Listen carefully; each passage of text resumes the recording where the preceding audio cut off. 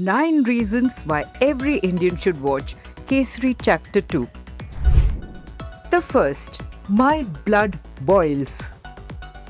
Karan Johar's livid comment on Caroline Dyer's condemnable observation that the victims of the Jallianwala Bagh genocide were looters and rioters sums it up. It sums up how every Indian should be reacting to the horrific truth about a pre-planned, hate-fueled act of butchery on Baisakhi on the 13th of April 1919. Caroline's great-grandfather, General Reginald Dyer, was the butcher of Amritsar who had orchestrated a genocide that killed more than 1,000 Indians and injured over 2,000. The official figures of the dead put out by the British at that time was a paltry 379.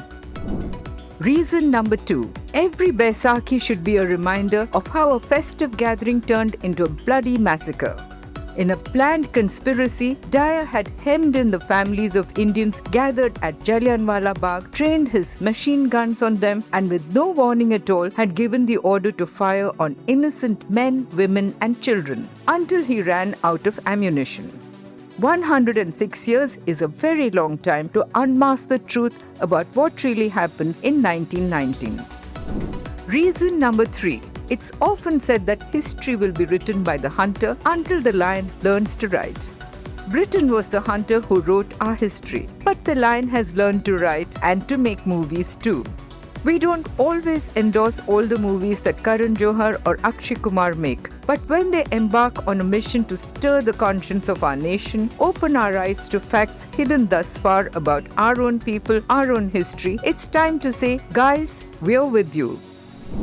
Reason number 4. Akshay Kumar may have had more setbacks at the box office than he can count on his fingers. But when he grabs your attention with one of his most passionate performances to tell the untold and real story of Indian lawyer C. Sankaran Nayar's legal battle against the British Empire at a time when we were still under its mighty rule, the lion must have its roar. Reason number 5. Ananya Pandey, the youngest in the lead cast of Kesari Chapter 2, has said that doing this film and understanding the depth of the untold tragedy has changed her life forever. A genocide that got an incomplete mention in our history books.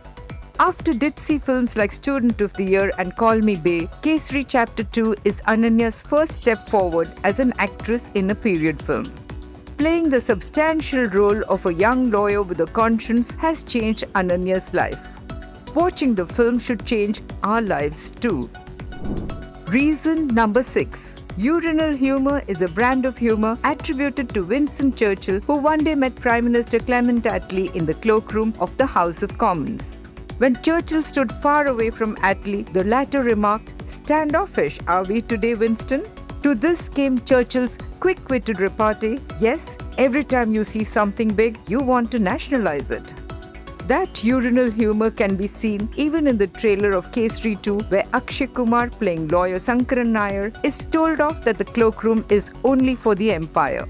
Nayar sneers down at the Brit and says pithily, "The empire is shrinking." It's a C.T. Maro moment for Indians. The empire has shrunk since 1919. Reason number 7. 1 month ago, filmmaker Ram Madhwani had released his limited series, The Waking of a Nation, on Sony Live, on the same subject of an Indian lawyer who had fought the British Empire to bring to the fore the truth about the Jallianwala Bagh conspiracy and genocide. To this, Karan Johar remarked that irrespective of the format, film, documentary, web series, whatever, he welcomed whatever it takes to awaken the nation. Let's tell the untold story as many times as it needs to be told to embed it in our records. Reason number 8. Watching Kesari 2 is not just to applaud Karan Johar, Akshay Kumar and director Karan Singh Tyagi for writing the untold story of an unsung hero on celluloid. It's also to support the unveiling of a planned genocide that was hidden from the world for far too long. Reason number 9. Is it only about demanding an apology from the British? To be fair, 6 years ago, on the 100th anniversary of the Jallianwala Bagh massacre, Prime Minister Theresa May had not just expressed her deep regret, but had also called it a shameful scar on British Indian history, a distressing example of our past history with India. So it's not just about an apology, but about recording a truth and correcting our history forever.